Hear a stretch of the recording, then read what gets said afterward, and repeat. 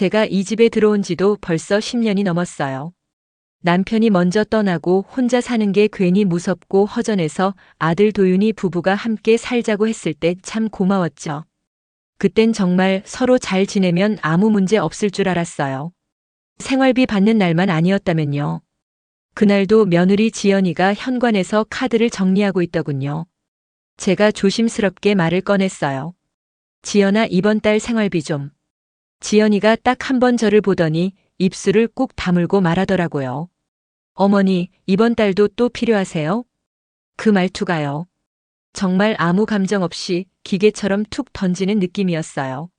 저도 모르게 어깨가 움찔 내려앉았죠. 생활이 조금 빠듯해서. 제가 최대한 밝게 말해보려고 했지만 제 목소리도 스스로 들리더군요. 힘 빠진 사람 같았어요. 지연이는 지갑을 닫으며 다시 말했어요. 저희도 솔직히 여유 있는 편 아니에요. 이번 달은 애 학원비도 올라서요. 근데 뭐 어머니 힘드시면 드려야죠 뭐. 한 번도 어머니 생활 괜찮으세요? 그런 말 해준 적 없어요. 그저 줘야 해서 준다, 그 뉘앙스였죠. 제가 방으로 들어가려고 뒤돌았을 때였어요. 지연이 휴대폰이 울리자 갑자기 목소리가 아주 밝아지더군요. 그 밝음이 참 묘했어요. 저를 향한 말투와 너무 달라서. 언니. 나 지금 말할 수 있어. 잠시 뜸 들이다가 지연이가 살짝 투덜대는 목소리로 말했어요. 아니, 이번 달에도 시어머니 생활비 드려야 해서 50만 원도 적은 돈 아니잖아. 애 학원비도 못 늘려. 요즘 진짜 미치겠어. 그 말이 제 바로 등 뒤에서 떨어졌어요. 저는 숨소리도 들릴까봐 발걸음도 못 대고 멈춰 있었죠. 지연이는 계속 떠들어댔어요. 맞아, 친정엄마야 내가 챙겨드리는데 시어머니까지 신경 쓰려니까 솔직히 너무 부담돼. 그냥 집에 계시면서 가끔 손녀 봐주는 정도면 괜찮은데 생활비까지 달라니까 좀 그렇지, 안 그래? 그 순간 제 귀가 아니라 가슴이 콕 찔리더군요. 제가 그렇게까지 부담이었나 싶어서요. 저는 조용히 제 방 문을 닫았어요. 닫는 소리조차 미안해서 최대한 천천히 아주 살살. 문을 닫고 나니 숨이 막히더라고요. 내가 받은 게 뭐라고. 그 50만 원이 뭐라고. 이 나이에 며느리의 뒷말까지 견디면서 살아야 하나 싶었어요. 방 한구석에 앉아 있는데 갑자기 이런 생각이 스쳤어요. 내 돈으로 살고 싶다. 그 문장이 제 속에서 저도 모르게 올라오는 거예요. 지금까지는 그냥 이 정도면 괜찮다고 어쩔 수 없다고 생각했는데 그 순간만큼은 아니었어요. 제가 제 삶을 주도하지 못하고 있다는 사실이 너무 서글펐어요. 그러고 있는데 밖에서 싱크대 문 닫히는 소리, 냄비 얻는 소리, 지연이 움직이는 소리가 다 들리더라고요. 그 소리가 유난히 냉랭하게 들렸어요. 마치 당신 때문에 힘들다는 소리처럼. 저녁에 아들 도윤이가 퇴근해서 들어왔습니다. 엄마, 오늘 뭐 하셨어요? 늘 그렇듯 착한 도윤이는 누구 눈치를 보듯 말투가 항상 조심스러웠어요. 저도 도윤이에게 이런 부담을 주고 싶진 않았어요. 그래서 그냥 웃으며 말했죠. 그냥 집에 있었지 뭐. 근데 지연이가 바로 옆에서 덧붙이더라고요. 생활비 달라고 하셨어. 불만을 숨기지도 않는 말투였는데 아들 앞이라 더 서운했어요. 도윤이가 난처한 얼굴로 저를 봤어요. 엄마, 이번 달 좀 빠듯해도 이해해줘요. 그래, 알았어. 미안하다. 그 말이 쭉 목을 타고 내려가는데 정말 이상하게 쓰리더군요. 그날 밤 저는 방에 누웠지만 잠이 오질 않았어요. 천장만 바라보는데 머릿속에서 자꾸 며느리의 말이 맴돌았어요. 50만 원도 적은 돈 아니잖아. 애 학원비도 못 늘려. 부담돼. 저는 그저 조용히 살고 싶었고 피해주기 싫어서 더 아끼고 더 줄였는데 그게 다 부담이었나 싶으니 마음 한쪽이 뻐근했어요. 그때 알았어요. 이 집에서 제가 조심히 내딛는 발자국 하나, 한숨 하나까지도 누군가에게는 무게가 될 수 있다는 걸요. 저는 뒤척이다가 결국 앉아버렸어요. 이대로는 안 된다는 느낌이 아주 천천히 그러나 또렷하게 제 안에 자리를 잡더라고요. 하지만 그때까지만 해도 제가 뭘 어떻게 할 수 있을 거라고는 상상도 못했어요. 그저 마음이 너무 답답했어요. 그날의 마지막 생각은 딱 하나였어요. 내 힘으로 살고 싶다. 누구 눈치도 안 보고 제가 제 삶을 꾸릴 수 있으면 얼마나 좋을까. 그 생각만 가슴 깊이 남은 채 밤이 그렇게 지나갔어요. 그날은 이상하게 집안 공기가 더 무거워 보였어요. 저녁을 먹고 설거지를 하려는데 손녀 지우가 제 옆에 와서 서성이더군요. 아이들 특유의 눈치 없이 던지는 말들 있잖아요. 근데 그게 어른 마음에 제일 깊이 박힐 때가 있어요. 지우가 제 손을 툭 잡으면서 묻더라고요. 할머니는 왜 돈이 없어? 순간 손에 들고 있던 그릇이 미끄러질 뻔했어요.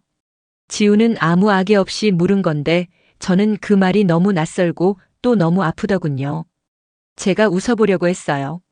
아이고, 할머니가 돈이 왜 없어? 있지. 이렇게 넘기려고 했는데 지우가 고개를 갸웃하면서 이어 말했어요. 근데 엄마가 할머니 돈 없어서 우리 집 사는 거 힘들다고 그랬어. 그 말을 들으면서 제 귀가 뜨거워지는 느낌이었어요. 애 앞에서 그런 말까지 한 거구나. 저는 괜히 지우에게 미안해지더라고요. 그건 그냥 엄마가 장난으로 말한 거야. 걱정하지 마. 저는 최대한 자연스러운 척 말을 돌렸어요. 근데 마음속에서는 그 말이 오래 울리더군요. 할머니는 왜 돈이 없어? 우리 집 사는 거 힘들다고. 참 내가 뭘 그렇게 잘못했나 이런 생각이 계속 들었어요. 지우가 방으로 들어가고 나서 저는 물 한 잔을 마시려고 부엌으로 갔어요. 그런데 그때였어요. 안방 쪽에서 지연이 통화하는 소리가 조금씩 들리기 시작했어요. 문을 완전히 닫지 않은 모양이더라고요. 언니, 나 진짜 요즘 스트레스 받아 죽겠어. 지연이 목소리가 평상시보다 더 예민했어요. 저는 일부러 발걸음을 멈추고 그 자리에 서 있었습니다. 들으려고 선 게 아니라 그냥 몸이 얼어붙은 거죠. 이번 달에도 시어머니 생활비 드렸잖아. 근데 언니 솔직히 말해서 시어머니가 돈이라도 있으면 내가 이렇게까지는 안 하지. 잠시 목소리를 낮추다가 다시 투덜대는 말투로 이어갔어요. 아휴 진짜. 나도 내 엄마도 못 챙기는데 내가 왜 이러고 살아야 되는지 모르겠어. 그 말이 꼭 제 정수리에 그대로 떨어진 것 같았어요. 시어머니가 돈이라도 있으면. 그 문장이요. 역시나 또 제 가슴을 찌르더군요. 저는 물컵을 내려놓고 조용히 방으로 돌아왔어요. 가슴에 돌덩이가 얹힌 것처럼 답답했어요. 근데 이상한 건 눈물이 바로 흐르진 않았어요. 대신 머릿속이 묘하게 차가워지더라고요. 그날 밤 씻고 누웠는데 잠이 도통 오지 않았어요. 누워있으면 며느리 말소리만 자꾸 떠오르고 손녀 말도 계속 귓가에 맴돌았어요. 왜 돈이 없어? 돈이라도 있으면. 제가 평생 식당에서 서서 일하고 남편 치료비에 생활비에 애들 교육비에 정말 없는 살림에 억척스럽게 살았는데 그 모든 세월이 한순간에 돈이 없는 사람으로만 보이는 것 같아 참 서러웠어요. 근데요. 그 서러움 뒤에 이상한 감정이 올라오더군요. 그럼 내가 벌면 되잖아. 처음엔 그 생각이 너무 어이없어서 저도 모르게 코웃음 쳤어요. 68살에 제가 뭘 할 수 있다고. 근데 그게 이상하게 마음에서 떠나질 않는 거예요. 마음 구석에서 아주 작은 목소리가 들리는 것 같았어요. 할 수 있을지도 몰라. 잠을 아예 포기하고 자리에서 일어났어요. 휴대폰을 켜놓고 아무 생각 없이 검색창에 손을 올렸죠. 뭐라도 해보고 싶었어요. 아니 솔직히 말하면 내 힘으로 살고 싶다는 생각이 처음으로 너무 간절했어요. 그래서 검색창에 이렇게 적었죠. 시니어 일자리. 한 글자 한 글자 눌러가는 제 손이 떨리더군요. 나오더라고요. 60대 이상 일자리, 경비, 매장 정리, 급식 보조, 요양보호사, 도우미, 카페 보조. 생각보다 많았어요. 근데 하나하나 눌러보니까 대부분 나이를 많이 보더라고요. 60세 이하 우대. 이미지 중요. 체력 소모 많음. 그래도 멈추기 싫었어요. 지연이 말이 계속 제 머리에 맴돌았으니까요. 시어머니가 돈이라도 있으면. 그래. 있으면 되지. 내가 벌면 되지. 이러고 살 수는 없다는 마음이 너무 분명했어요. 그렇게 새벽 3시가 넘도록 저는 계속 일자리를 검색했어요. 나도 할 수 있는 게 뭔지. 내 나이에 가능한 게 뭔지. 전부 메모해가며 찾아봤어요. 그때만 해도 몰랐죠. 그 새벽의 결심이 제 인생을 완전히 바꿔놓을 거라는 걸요. 새벽까지 검색을 하다 보니 눈이 퉁퉁 부어 있었지만 이상하게 마음은 조금 가벼웠어요. 그래, 해보자. 뭐라도 해보자. 그 마음 하나로 저는 아침 일찍 집을 나섰어요. 첫 번째로 향한 곳은 집 근처 카페였어요. 구인 공고에 시니어 가능이라는 말이 적혀 있길래 용기 내서 연락했더니 오늘 오라고 하더라고요. 가게 문을 밀고 들어갔을 때 제 심장은 괜히 덜컥 내려앉았어요. 가게엔 잔잔한 음악이 흐르고 젊은 손님들이 노트북을 펼쳐놓고 일을 하고 있었어요. 저 면접 보러 왔는데요. 제가 조심스럽게 말하자 카운터에 있던 20살 남짓한 매니저가 절 한번 위아래로 훑어보더군요. 아, 네, 앉아 계세요. 말투는 예의 있었지만 표정은 뭔가 이미 마음이 넘어간 느낌이었어요. 며칠 전 검색하던 밤이 떠오르더라고요. 이미지 중요. 그 말이 가슴에 다시 걸렸어요. 한 5분쯤 기다렸을 때 매니저가 커피잔을 정리하며 말했어요. 저희가 요즘 손님층이 대부분 2030대거든요. 그래서 아무래도 좀 젊은 이미지가 더 맞아요. 그 말이 너무 똑 떨어지게 나오는 바람에 제가 숨을 어떻게 내쉬어야 할지 모르겠더군요. 제가 애써 웃으며 말했어요. 아, 그렇죠. 알겠어요. 그 말밖에 할 수 있는 게 없었어요. 가게를 나오는 발걸음이 괜히 무거웠어요. 거울에 비친 제 모습이 더 작아 보이더라고요. 젊은 이미지가. 그 말이 계속 가슴에 남았어요. 그래도 거기서 포기하고 돌아가면 제 자신한테 너무 미안할 것 같아서 바로 다음 장소로 갔어요. 동네 초등학교 급식실이었어요. 여긴 체력만 되면 나이 상관없다고 글이 쓰여 있었거든요. 그래서 혹시나 하는 마음으로 찾아갔는데 면접 보러 왔다고 하자 직원이 명단을 뒤적거리더라고요. 어머니, 죄송한데요. 그 직원이 난감한 표정으로 말했어요. 저희가 이번엔 60세 미만으로 뽑으라고 위에서 내려왔어요. 어쩔 수 없어요. 60세 미만. 그 말이 또 한 번 깊게 박히더군요. 이제는 나이도 죄인가 싶었어요. 제가 뭐라고 대답해야 할지 몰라서 그냥 고개만 끄덕였어요. 네, 그래요. 그리고 조용히 돌아섰죠. 여기까지 오는데 걸린 시간보다 돌아가는 길이 훨씬 더 길게 느껴졌어요. 제가 뭐 대단한 일을 하겠다고 욕심부린 것도 아닌데, 그냥 누군가에게 도움이 되는 역할이라도 하고 싶었는데, 그게 이렇게까지 어려운 일인가 싶었어요. 그래도 하나만 더 해보자 싶었어요. 세 번째로 찾아간 곳은 경비원 모집하던 곳이었어요. 건물관리사무소 앞에서 상담을 하는 중년 직원이 아주 친절했어요. 그래서 조금은 기대가 생기더라고요. 아유, 어머니. 요즘 시니어 경비원 많아요. 괜찮아요. 직원이 환하게 말해줘서 제 마음도 살짝 풀어졌어요. 근데 이어진 말이 또 제 숨을 턱 막아버렸어요. 근데 여기 근무는 야간 가능하셔야 돼요. 이 일은 밤새우셔야 하거든요. 한밤중에 순찰도 있으니까 가능하세요? 순간 머릿속이 하얘졌어요. 야간 근무. 그건 제가 할 수 있는 일이 아니었어요. 허리도 안 좋고 혈압도 있는데 밤새는 건 무리였죠. 제가 조심스럽게 말했어요. 아이고, 그건 제가 좀 어렵겠어요. 직원이 고개를 끄덕이며 말했어요. 그쵸? 어머니 연세시면 아무래도 아쉽네. 연세시면. 그 말이 또 콕 박히더군요.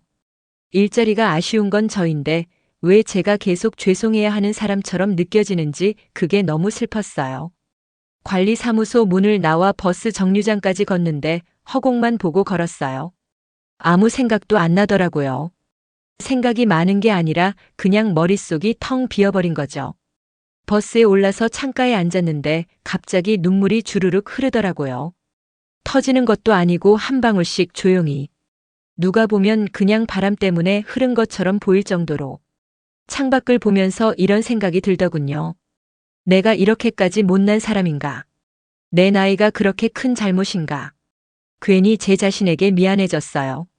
평생 남편 치료비에 애들 뒷바라지에 제 욕심 한 번 제대로 부린 적도 없었는데 지금 와서 겨우 내 힘으로 살고 싶다는 생각을 했다는 이유로 이렇게까지 매정한 분들만 마주해야 하나 싶었어요. 버스가 집 근처에 가까워질수록 가슴이 더 무거워졌어요. 집에 들어가면 지연이가 있을 테고 만약 또 그 말투로 대하면 제가 참아낼 수 있을까? 버스 창밖으로 저녁 노을이 비쳐 들어오는데 그게 왜 그렇게 서러운지. 저는 조용히 고개를 떨구고 눈물을 닦았어요. 바람 때문인 척. 그날 집에 돌아가는 버스 안에서 저는 아주 작은 결심을 했어요. 그래도 한 번만 더 해보자. 포기는 너무 빠르다고 스스로에게 그렇게 말해줬어요. 버스에서 울컥했던 마음을 겨우 진정시키고 집에 들어왔는데 현관문을 닫자마자 그 특유의 적막이 느껴지더라고요. 조용한데 편안한 조용함이 아니라 누군가의 표정까지 다 들릴 것 같은 그런 공기요. 제가 신발을 벗고 있는데 부엌에서 지연이 목소리가 들렸어요. 어머니 오셨어요? 말은 예의 있게 들리는데 이미 할 말이 있다는 톤이었어요. 제가 응 다녀왔어. 하고 들어가니 지연이 수저를 정리하던 손을 멈추면서 저를 보더라고요. 근데 어머니 어디 다녀오셨어요? 요즘 계속 밖에 나가시던데. 말투가 그저 걱정해서 묻는 느낌이 아니었어요. 뭘 꾸미고 있나 하는 의심 섞인 말투, 그게 제일 상처였어요. 제가 솔직히 말했어요. 일자리 구해보려고 몇 군데 알아봤어. 그러자 지연이 살짝 웃더라고요. 비웃는 건 아닌 척하면서 비웃는 그 표정. 어머니, 그 나이에 무슨 일을 하시게요? 그냥 집에 계시는 게 낫죠. 괜히 창피하게. 그 말이 너무 쏘아붙이는 것처럼 들렸어요. 저도 모르게 숨이 턱 막히더라고요. 그래서 말문이 막힌 채로 서 있는데 지연이 또 이어 말했어요. 밖에서 일하다 넘어지면 어떡해요? 저희도 책임져야 하는데 굳이 무리하셔야 해요? 겉으로는 걱정인 척하지만 실은 하지 말라는 압박이었어요. 마침 그때 도윤이가 퇴근해서 들어왔어요. 지연이가 바로 말하더라고요. 여보, 어머니가 일자리 알아보신대. 도윤이가 저를 보면서 난감한 표정으로 말했어요. 엄마 그냥 편하게 계세요. 일 안 하셔도 돼요. 돈 필요한 건 우리가 드릴게. 그 말. 좋게 들리면 효도이지만 그 순간엔 제 숨통을 더 조여오는 말처럼 느껴졌어요. 돈 드릴게, 그냥 집에 있어. 그 말이 결국 엄마는 아무것도 하지 말라는 말 같았어요. 제가 말했죠. 내가 조금이라도 벌면 좋잖아. 너희 부담도 덜고. 근데 도윤이가 손사래를 치더라고요. 엄마 진짜 괜찮아. 그러지 마. 그러지 말라. 하지 마. 가만히 있어라. 오늘 하루 종일 너무 많은 문이 제 앞에서 쾅 닫혀버렸는데 집에 와서까지 또 이렇게 닫히니까 마음 한구석이 쪼그라드는 것 같았어요. 그날 저녁은 밥도 제대로 못 삼키겠더라고요. 수저질 몇 번 하다가 그냥 방에 들어왔어요. 지연이는 아무렇지 않게 TV 볼륨을 높이더라고요. 그 소리가 괜히 더 서럽게 들렸어요. 그리고 다음 날, 제가 혼자 집 근처 공원을 걷고 있을 때였어요. 누가 제 이름을 부르는 소리가 들렸어요. 연아야. 돌아보니 고등학교 때부터 친구로 지내온 명자가 서 있더라고요. 야, 너 요즘 왜 이렇게 얼굴이 상했어? 어디 아파? 그 한마디에 괜히 울컥했어요. 이상하죠? 가족이 하는 말보다 친구의 단순한 한마디가 훨씬 따뜻하게 느껴지더라고요. 제가 그냥 웃으면서 얼버무렸어요. 아휴, 그냥 좀 힘들어서. 그러자 명자가 제 팔을 딱 잡고 말했어요. 말해. 너 얼굴이 왜 이러니? 그래서 결국 저도 모르게 다 얘기해버렸어요. 일자리 알아보러 다닌 일, 면접에서 겪은 일, 집에서 들은 말. 명자는 제 얘기를 한참 듣더니 고개를 천천히 끄덕이더라고요. 그래서 내가 지금 제일 서러운 게 뭐야? 그 질문이 참 명자다운 질문이었어요. 표면이 아니라 마음을 바로 보더라고요. 제가 낮게 말했어요. 그냥 내가 아무것도 아닌 사람 같아. 뭐 하나 해보려고 하면 안 된대. 나이 들었다고 안 된대. 계속 안 되는 말만 듣다 보니까 내가 진짜 쓸모없는 사람인가 싶어. 그러자 명자가 자리에서 일어나면서 말했어요. 야, 박연화. 너 그 나이에 왜 아무것도 아닌 사람이야? 너 식당에서 몇십 년 버텼지? 남편 아플 때 혼자 다 감당했지? 애들 키웠지? 너 같은 사람이 어디 있다고 그래. 그 말이 진짜 심장에 똑 떨어지더라고요. 누구도 제게 그렇게 말해준 적이 없었거든요. 명자가 계속 말했어요. 너 일하고 싶다며? 그럼 요양보호사 교육 알아봐. 내 나이에도 할 수 있어. 내가 아는 사람도 70 넘어서 자격증 따서 일해. 그거 나이 안 봐. 사람 봐. 요양보호사. 그 단어가 제 귀에 묘하게 걸렸어요. 처음엔 잘 모르겠는데 근데 뭔가 마음이 움직였어요. 제가 조심스레 물었어요. 나 할 수 있을까? 그러자 명자가 단호하게 말했어요. 내가 못하면 누가 해? 넌 이미 반은 되어 있는 사람이야. 사람 돌보는 건 내가 평생 해온 거잖아. 연화야, 넌 이제 너를 위한 걸 좀 해. 그 말이요. 뒤통수를 탁 치는 것처럼 강하게 들어왔어요. 평생 남편 돌보고 아이들 챙기고 집안일 다 하고 명자 말대로 저는 늘 남을 돌보며 살았죠. 근데 한 번도 그걸 내 능력이라고 생각해 본 적이 없었어요. 그냥 당연한 일이라고만 여겼죠. 근데 그날 명자의 말 덕분에 처음으로 이런 생각이 들었어요. 나도 할 수 있을까? 그 작은 생각이 제 마음을 아주 조금, 아주 따뜻하게 데워주더라고요. 그날 집에 돌아가면서 명자의 마지막 말이 계속 맴돌았어요. 내 나이에도 할 수 있어. 너는 이미 반은 되어 있는 사람이야. 그래서 저는 결심했어요. 다음 날 바로 알아보러 가기로. 명자와 헤어진 다음 날 아침 저는 눈 뜨자마자 머리맡에 두었던 메모를 다시 펼쳐봤어요. 요양보호사 교육문의. 어제 명자가 적어준 복지관 번호가 적혀 있었죠. 휴대폰을 들고 번호를 누르는 제 손이 왜 그렇게 떨리던지요. 마치 아주 오래된 문을 제가 직접 밀고 여는 기분이었어요. 네, 복지관입니다. 상냥한 직원 목소리가 들리자 저는 최대한 침착하게 말했어요. 저 요양보호사 교육 신청하려고 하는데요. 직원이 반가운 목소리로 말하더군요. 아, 그러시군요. 다음 주부터 3주 과정 시작해요. 연세 상관없고요. 누구나 가능해요. 그 말에서 묘한 힘이 느껴졌어요. 누구나 가능해요. 이 한마디가 왜 그렇게 따뜻하게 들리던지요. 교육비는 20만 원이었어요. 사실 지금 저한테는 적지 않은 돈이었죠. 그날 저는 바로 복지관으로 갔어요. 등록서를 작성하고 교육비까지 한 번에 결제하니 제 손바닥이 땀으로 젖더라고요. 하지만 이상하게 후회는 일도 없었어요. 오히려 속이 시원할 정도였어요. 드디어 교육이 시작된 첫날. 복지관 강의실 문을 열자 제 또래 여성들이 삼삼오오 모여 앉아 있었어요. 70대도 보이고 60대 후반도 보이고 다들 저와 비슷한 표정이었어요. 긴장 반 설렘 반. 그 표정들이 괜히 위로가 되더라고요. 제가 조심스레 자리에 앉자 옆에 앉은 분이 먼저 말을 걸었어요. 어디서 오셨어요? 훈훈한 느낌의 60대 초반 아주머니였어요. 제가 웃으며 대답했죠. 아, 저는 근처 살아요. 뭐라도 해보려고요. 그분이 고개를 크게 끄덕이며 말했어요. 저도요. 평생 가족만 챙기다 보니까 이제는 나도 뭘 해야겠다 싶더라고요. 그 말에서 제 마음이 또 한 번 울렁했어요. 아, 나만 이런 게 아니구나. 그걸 알게 되는 것만으로도 가슴이 살짝 펴졌어요. 강사가 들어오고 첫 수업이 시작됐어요. 강사는 50대 중반쯤 되는 남자분이었는데 목소리가 유난히 따뜻했어요. 수업을 시작하자마자 이런 말을 하더군요. 여러분, 어려울 거 하나도 없어요. 여러분의 인생 자체가 자격증입니다. 그 말을 듣는데 왜 그렇게 가슴이 뜨거워지던지요. 평생 남편 뒷바라지, 아이들 키우기, 시댁 걱정, 친정 챙기기. 그 모든 시간들이 단순히 고생이 아니라 누군가를 케어하고 돌보는 능력이었다는 말이 처음으로 인정받은 기분이었어요. 저뿐만 아니라 강의실 전체가 조용해졌어요. 어떤 분은 고개를 끄덕이고 어떤 분은 살짝 눈시울이 붉어지더라고요. 저희 모두 평생 누군가를 위해 살았던 사람들이잖아요.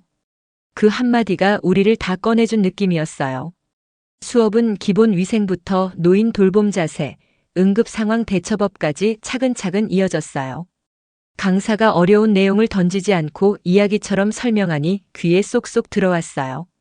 오랜만에 받아보는 교육이라 그런지 머리가 환하게 개는 느낌이었어요. 저는 계속 필기를 했어요. 손이 바쁘니까 마음도 덜 복잡해지더래요. 쉬는 시간에는 동기들과 자연스럽게 이야기가 이어졌어요. 어머니는 왜 요양보호사 하시려고? 아휴, 집에만 있으니까 너무 우울해져서요. 맞아요. 저도 뭐라도 해보고 싶어서요. 그 대화를 들으면서 깨달았어요. 여기 있는 사람들 대부분이 살아보고 싶어서 온 거라는 걸요. 그 생각을 하니까 괜히 힘이 나더라고요. 수업 이틀째에는 실습 도구를 직접 만져보고 침대에서 자세 바꾸는 법을 배우는데요. 처음엔 막 어색하고 손이 굳었어요. 근데 강사가 웃으면서 말하더군요. 처음부터 잘하는 사람 없어요. 천천히 해보세요. 여러분은 해내실 겁니다. 그 말을 듣는데 어쩐지 누군가 제 등을 부드럽게 밀어주는 것 같았어요. 몸이 조금씩 풀리면서 자신감이 올라오더라고요. 셋째 날쯤 되니 동기들과 더 가까워졌어요. 어제 복습했어요? 이 부분 어려웠죠? 이런 대화를 하며 웃고 떠들었어요. 제가 몇 년 동안 이렇게 웃었던 적이 있었나 싶었어요. 하루 종일 집에서 눈치 보던 그 시간들과 너무 달라서 정말 살아있다는 느낌이 들었어요. 교육 마지막 주쯤엔 거의 모두가 서로의 이름을 알고 있었고 강의실 안에서만큼은 누구도 나이를 탓하지 않았어요. 오히려 어머님 손이 따뜻하시네요. 아휴 잘하시네. 이런 칭찬이 오가니까. 이 나이에도 누군가에게 인정받을 수 있다는 사실이 새삼스럽게 벅찼어요. 그리고 어느 날 강사가 마지막 수업을 정리하며 다시 그러더군요. 여러분, 누군가를 돌본다는 건 기술이 아니라 마음이에요. 여러분은 이미 준비가 되어 있는 분들이에요. 그 말이 제 마음을 크게 흔들어 놓았어요. 평생 가족들에게는 당연하게 여겨졌던 제 손길이 여기서는 능력으로 인정받는다는 게 그게 얼마나 큰 위로인지 몰라요. 교육이 끝나갈수록 저는 확신이 생겼어요. 맞다. 이 길이 내가 가야 할 길이구나. 흔들리던 마음이 점점 단단하게 굳어지는 느낌이었어요. 그리고 그 결심은 이제 더 선명하게 드러나게 되죠. 요양보호사 교육을 시작한 첫 주는 너무 정신없었지만 마음만큼은 누구보다 밝았어요. 집을 나오면서도 제 발걸음이 가벼워지고 복지관으로 향하는 길이 그 어느 때보다 설렘으로 채워졌거든요. 하지만 그 밝음이 오래가진 못했어요. 딱 이틀 지나니까 집안의 공기가 다시 뒤틀리기 시작하더라고요. 교육을 받느라 오전부터 오후까지 자리를 비우다 보니 평소 제가 하던 집안일들이 제때 처리되지 않았어요. 식탁 위에는 컵이 2개 그대로 놓여 있고 세탁기에는 돌려야 할 빨래가 쌓여 있고 원래 제가 했던 일들이라 지연이 눈에는 그게 하나하나 다 거슬렸겠죠. 그날 저녁 집에 들어왔을 때 지연이가 거실에서 팔짱을 낀 채 서 있었어요. 표정에서 이미 할 말 있다는 게 보였어요. 어머니, 요즘 바쁘신가 봐요? 말투는 공손했지만 수백 번 들었던 뉘앙스였어요. 왜 집안일 안 했어요? 라는 말이 돌려 말해진 거죠. 제가 조심스레 말했어요.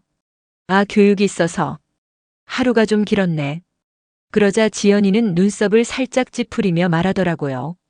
그 나이에 무슨 교육을 받으세요? 그냥 집에 계시면 되잖아요. 그 순간 가슴 한쪽이 쪼그라드는 느낌이 들었어요. 하지만 저는 최대한 차분하게 말했죠. 뭐라도 배우고 싶어서 그래. 나도 할 수 있는 게 있을지 모르니까. 그러자 지연이가 한숨을 내쉬고는 어머니, 집에 계시는 게 더 편하지 않으세요? 괜히 다치시면 저희가 더 힘들어요. 라고 못을 박더군요. 그 말이 참 걱정인 척하면서 사실은 하지 마세요였어요. 저도 그걸 알 수 있었죠. 그날 밤 씻으려고 욕실에 들어가려는데 지연이가 제 방에서 뭔가를 뒤적이는 소리가 들렸어요. 문이 반쯤 열려 있어서 안이 조금 보였는데 지연이가 제 서류 봉투를 꺼내 교육비 영수증을 보고 있더라고요. 제 다리가 순간 굳어버렸어요. 그 작은 종이를 뒤지는 손이 왜 그렇게 차갑게 보이던지요. 저는 조용히 문을 밀며 말했어요. 지연아, 왜 내 방을 뒤져? 지연이는 당황한 표정으로 손을 뒤로 숨기며 말했어요. 아, 어머니. 거슬려서 정리 좀 해드리려고요. 근데 이게 뭐예요? 교육비요? 20만 원? 말투가 완전히 바뀌었어요. 예의는 남아있는데 속내가 다 드러난 말투. 어머니 혹시 이런데 돈 쓰시는 건 아니죠?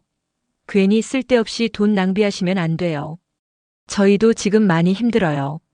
저는 그 말을 듣고도 대꾸할 말이 없었어요. 그저 마음이 싸늘하게 식어가는 느낌만 들었어요. 서랍을 다시 닫고 나오는 지연이의 표정도 잊히질 않아요. 마치 왜 이런 걸 해? 하고 묻는 그 표정. 그때 지연이가 혼잣말처럼 중얼거렸어요. 나도 내 엄마 제대로 못 챙기는데 회사까지 그만둬야 했는데 시어머니까지 이렇게 손이 가면 진짜. 그 말을 듣는데 순간 멈칫했어요. 지연이도 힘들었겠구나. 친정엄마도 못 챙기고 경력도 멈추고 아이까지 혼자 돌보고 그 부담이 쌓였을 텐데 제가 그걸 전혀 몰랐던 거죠. 그렇다고 해서 아까 제 영수증을 뒤지는 행동이 정당해지는 건 아니지만 그녀도 나름의 억울함이 있었겠구나. 그런 생각이 아주 잠깐 스쳤어요. 하지만 바로 이어지는 지연이의 말이 그 잠깐의 동정을 싹 지워버렸어요. 아무튼 이건 진짜 아니에요. 어머니가 뭘 배우신다고 그냥 좀 조용히 지내주시면 안 돼요? 저희도 숨 좀 쉬게. 그 말에서 확실히 알았어요. 이 집에서는 제가 배우는 것도 제가 성장하는 것도 그 모든 일이 낭비라는 걸. 그날 밤 방에 들어와 불을 끄는데 교육받으러 다니던 지난 며칠이 떠오르더라고요. 수업 들으며 웃고 동기들이랑 도시락 나누던 시간들이 이 집안에서는 쓸데없는 짓이 되어버린다는 게 그게 그렇게 서러웠어요. 저는 조용히 스스로에게 말했어요. 내가 배우는 것도 이 집에서는 낭비구나. 그 생각이 너무 크게 울려서 왠지 잠이 오질 않았어요. 하지만 그 서러움과 한숨 사이에서 이상하게도 마음 한구석이 더 단단해지는 느낌이 있었어요. 그래도 난 배울 거야. 지금 멈추면 다시는 시작 못할 거야. 그렇게 저는 더 깊이 흔들리면서도 더 단단하게 결심하게 됐어요. 요양보호사 교육 마지막 주가 되면 실습을 나가야 했어요. 교육생들끼리 서로 어느 시설로 배정됐는지 이야기를 나누는데 제가 맡게 된 곳은 근처의 제가 돌봄 기관이었죠. 그곳에서 90세가 넘은 어르신 한 분을 하루 동안 돌보는 실습이었어요. 처음 그 집 문 앞에 섰을 때 손이 괜히 떨리더라고요. 내가 잘할 수 있을까? 혹시 실수하면 어떡하지? 이런 생각이 꼬리에 꼬리를 물었어요. 문이 열리자 조용한 할머니 목소리가 들렸어요. 누구세요? 제가 몸을 숙이며 말했어요. 안녕하세요, 할머니. 오늘 하루 도와드리러 온 연화라고 해요. 할머니는 침대에 기대 앉아 계셨는데 얼굴이 너무 작고 주름이 가득한데도 눈빛은 또렷했어요. 그 눈빛이 저를 위아래로 슥 훑더니 살짝 웃으시더라고요. 오냐, 어서 들어오. 처음엔 어색했어요. 할머니 양말을 갈아드리는데 손이 자꾸 떨리고 식사 보조를 하는데 숟가락 방향을 헷갈리기도 했죠. 그래도 할머니는 계속 말을 걸어주셨어요. 어디서 왔어? 몇 살이요? 아이고 68밖에 안 됐네. 아직 애네해. 그 말에 제가 웃음이 나왔어요. 68년을 살았는데 애라니 그렇게 말해주는 사람이 집에는 단 한 명도 없었거든요. 그 집에서는 저는 돈이 없는 노인이었으니까요. 잠시 뒤 할머니 손을 마사지해 드리는데 할머니가 제 손등을 가볍게 쓰다듬더니 이렇게 말했어요. 따뜻하네. 그 한마디가 가슴 안쪽 깊은 곳을 울리더라고요. 그날 실습이 끝나고 돌아오는 길에 저도 모르게 눈물이 핑 돌았어요. 누가 날 필요로 한다고. 이 말이 자꾸 머리에 맴돌았어요. 이 나이에 이렇게 불안하고 초라한 마음으로 살던 제가 누군가에게 따뜻한 손길이 될 줄은 정말 몰랐거든요. 실습을 마치고 다시 수업을 들으러 가니 강사님이 저희를 보며 웃으며 말했어요. 여러분, 시험만 통과하면 진짜 요양보호사예요. 근데 잊지 마세요. 기술보다 중요한 건 여러분이 살아온 시간이에요. 그게 자격증입니다. 그 말이 또 제 마음을 건드렸어요. 제가 살아온 시간 주방에서 일하고 아이 키우고 남편 떠나고 그 모든 시간이 이렇게 한 장의 자격으로 이어진다고 하니까 낯설면서도 벅찬 거예요. 그리고 며칠 뒤 시험을 보러 갔어요. 아침부터 손이 떨려서 연필을 2번이나 바꿔 잡았어요. 하지만 시험지 앞에서 이런 생각이 들었어요. 이거 하나 못하면 이 집에서 나를 더 무시하겠지. 그래도 할 수 있다. 나도 할 수 있다. 그 마음으로 끝까지 문제를 다 풀었죠. 일주일 뒤 문자 하나가 도착했어요. 요양보호사 자격증 합격을 축하합니다. 순간 핸드폰을 떨어뜨릴 뻔했어요. 손이 너무 떨려서 문자를 다시 보기까지 시간이 걸렸어요. 그리고 저도 모르게 방바닥에 털썩 주저앉아 버렸어요. 눈물이 뚝뚝 떨어지는데 그건 서러움도 아니고 무슨 말로 설명하기 힘든 감정이었어요. 마치 잊고 살던 제 이름을 다시 찾은 것 같았어요. 연화. 저는 다시 제 이름을 부르며 속삭였어요. 내가 해냈다. 한참 있다가 도윤이가 퇴근을 하고 들어왔는데 제가 눈이 빨개진 걸 보더니 놀라서 말했어요. 엄마, 무슨 일 있어요? 제가 조용히 말했죠. 도윤아, 나 합격했어. 합격이요? 뭐가? 요양보호사. 자격증 땄어. 도윤이는 처음엔 어리둥절하더니 곧 미소를 짓고 와 축하해요, 엄마. 하고 말해줬어요. 그 말 한마디가 그렇게 고마울 줄은 몰랐어요. 이날 저는 분명히 알았어요. 이 나이에라도 제가 누군가에게 도움이 될 수 있다는 걸요. 그걸 깨달은 순간 저는 더 이상 이전의 제가 아니었어요. 자격증을 손에 쥐자마자 저는 재가요양기관에 지원했어요. 원장님이 제 나이와 경력을 살펴보더니 이렇게 말하더군요. 어머님, 경력은 없어도 태도 좋으시네요. 바로 다음 주부터 가능하세요? 그 말을 듣는 순간 오래 잠겨있던 문이 철컥하고 열리는 느낌이었어요. 배정받은 곳은 집에서 버스로 20분 거리였고 주 5일 하루 6시간. 생각보다 나쁘지 않았어요. 월 110만 원이라고 했을 때 그 숫자가 제 눈앞에서 반짝이는 것 같았어요. 제가 그만큼 받을 수 있을까요? 제가 조심스럽게 묻자 원장님은 웃으며 말했어요. 그럼요. 할 일 하시면요. 집으로 돌아오는 길 버스 창가에 비친 제 얼굴이 그동안 본 적 없던 모습이었어요. 어딘가 조금은 당당해 보이고 어딘가 조금은 살아있는 느낌이었죠. 나를 바라보는 나 자신이 잘했어 하고 말해주는 것만 같았어요. 출근 첫날. 저는 새벽부터 눈이 번쩍 떠졌어요. 손이 덜덜 떨릴 정도로 긴장하면서도 두근거림이 더 컸어요.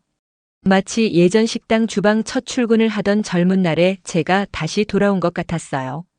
돌봄 대상은 중풍이 있으신 80대 할아버지였어요. 처음엔 경계하셨지만 제가 조용히 식사 도와드리고 세수 도와드리고 흘러내린 담요를 다시 덮어드리자 할아버지가 작게 말씀하시더군요. 고맙소. 그 한마디가 몸을 툭 치는 듯 했어요. 저는 하루 종일 서 있고 움직이고 말하고 챙기느라 힘들었지만 이상하게 웃음이 났어요. 제가 누군가의 하루를 조금 바꿀 수 있다는 게 그렇게 벅찰 줄은 몰랐어요. 첫 일주일이 지나고 어느 날 저녁 도윤이가 일찍 들어왔어요. 제가 주방에서 물을 마시고 있는데 도윤이가 말을 걸더군요. 엄마, 요즘 어디 다녀오세요? 아침마다 나가시던데. 숨기고 싶지 않았어요. 그래서 자연스럽게 말했죠. 나 일 구했어. 도윤이가 눈을 크게 뜨며 일이요? 하고 되묻자 그 뒤에서 설거지하던 며느리가 소리를 끼워 넣었어요. 에이, 무슨 일이에요, 어머니? 그 말투가 어찌나 가볍고 비웃음이 섞였던지 저는 순간 말을 멈출 뻔했어요. 하지만 그날만큼은 제가 뒤로 물러나고 싶지 않았어요. 요양보호사로 일하게 됐어.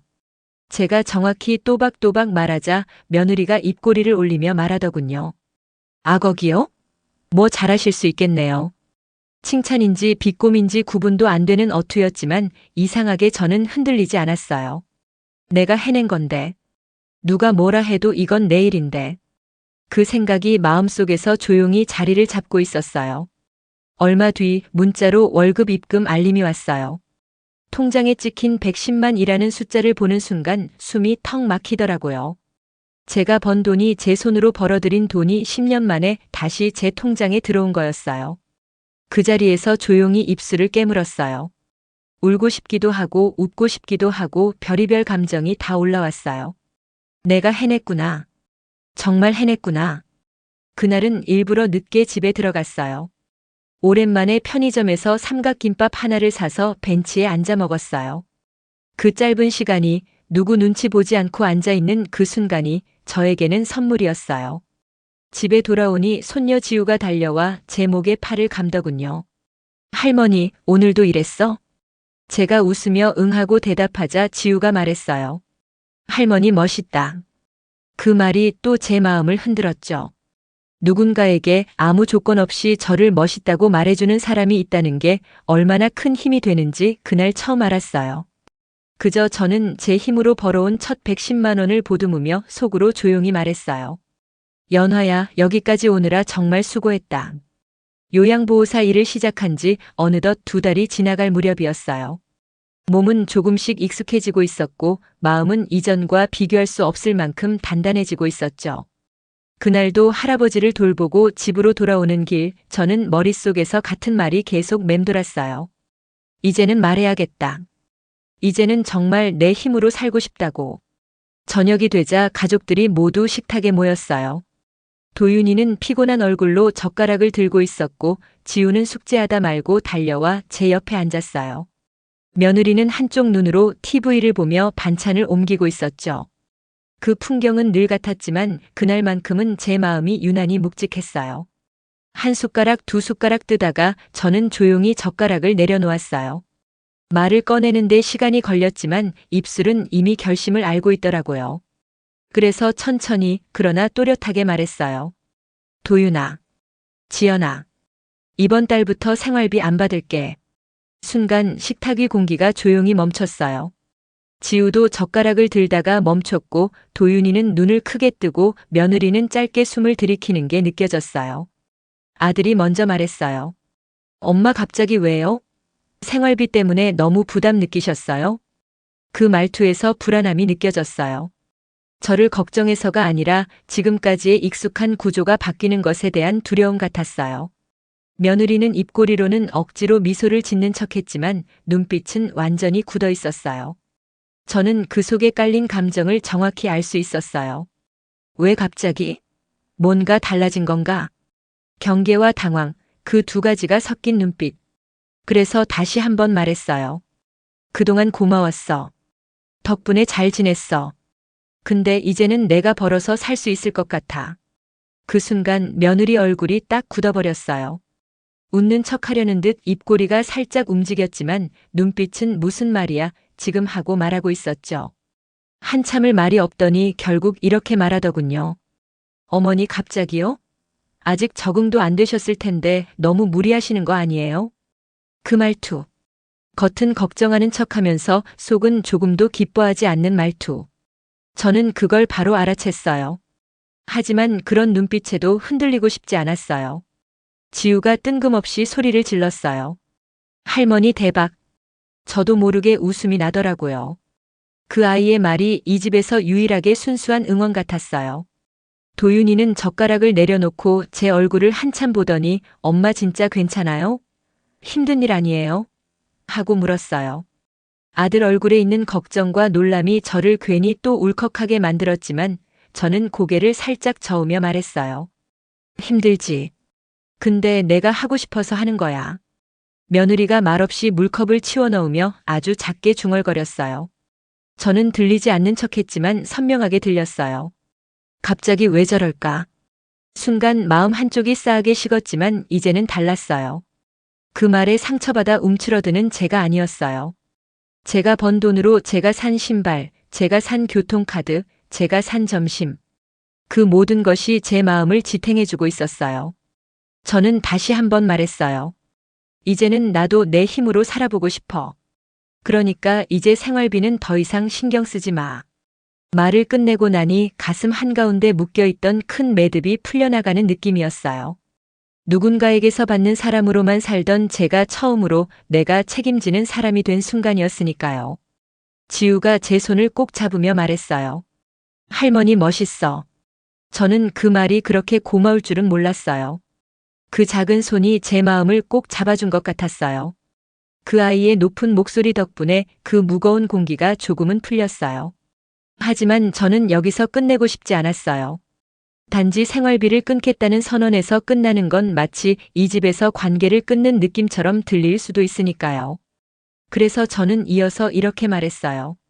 대신 내가 조금이라도 보태고 싶은 게 생겼어. 며느리가 고개를 들더군요. 표정은 보탠다고? 하는 놀람 그 자체였어요. 제가 천천히 식탁 아래에서 봉투 하나를 꺼냈어요. 오늘 어르신 댁에서 나오면서 애들 먹으라고 과일 좀 사왔어. 내가 번 돈으로. 며느리 표정이 확 바뀌었어요. 불쾌함이 아니라 혼란에 가까웠어요. 그 봉투 속에 있던 건 작은 사과 한 박스였지만 이 집에서는 처음으로 제가 사온 것이었으니까요. 어머니 이런 걸 왜 사오세요? 며느리가 말끝을 흐렸어요. 고맙다는 말을 해야 할지 부담스럽다고 해야 할지 그 사이에서 마음이 흔들리는 게 그대로 느껴졌어요. 저는 웃으며 말했어요. 예전엔 너희가 주는 걸 받기만 했는데 이젠 내가 조금이라도 보태고 싶더라. 일하면서 많이 느꼈어. 누군가한테 주는 기쁨이 얼마나 큰지. 도윤이는 그 말을 듣고 고개를 천천히 끄덕였어요. 그리고 낮은 목소리로 말했어요. 엄마 진짜 많이 달라지셨어요. 지우가 기쁜 듯 손뼉을 치며 우리 할머니가 오늘 사과 사왔어. 하고 외치는데 그 모습이 얼마나 예쁘던지 저도 모르게 웃음이 났어요. 하지만 며느리의 표정이 가장 인상적이었어요. 평소처럼 건조하거나 차갑지 않았어요. 어딘가 제 존재를 다시 바라보는 듯한 눈빛이었죠. 마치 어머니가 이렇게까지 하실 줄은 몰랐네 그런 생각이 지나가는 듯한 표정. 저는 느꼈어요. 그 순간 이 집에서 제 위치가 아주 조용하게 그러나 확실하게 다른 자리로 옮겨가고 있다는 걸. 그날 밤 방에 들어오는데 며느리가 뒤에서 부르는 소리가 들렸어요. 어머니. 그 목소리엔 복잡한 감정이 섞여 있었어요. 놀람, 불안함, 그리고 조금의 서운함. 하지만 저는 돌아보지 않았어요. 이제야 제 자리를 찾았으니까요. 뒤돌아보면 다시 흔들릴 것 같았어요. 방에 들어와 문을 천천히 닫으면서 저는 아주 작은 숨을 길게 내쉬었어요. 마음속에서 묵었던 돌이 하나씩 내려가는 느낌이었죠. 그렇게 조용히 방문을 닫으면서 저는 속으로 아주 작게 말했어요.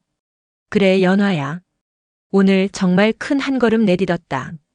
그 말 한마디가 이 긴 세월 버티느라 지친 저를 살며시 껴안아주는 것 같았어요.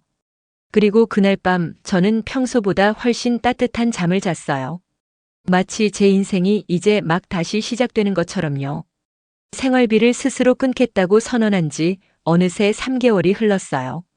그동안 제 일상은 눈에 띄게 달라졌고 집안의 공기도 아주 조금씩 조용하게 바뀌었어요.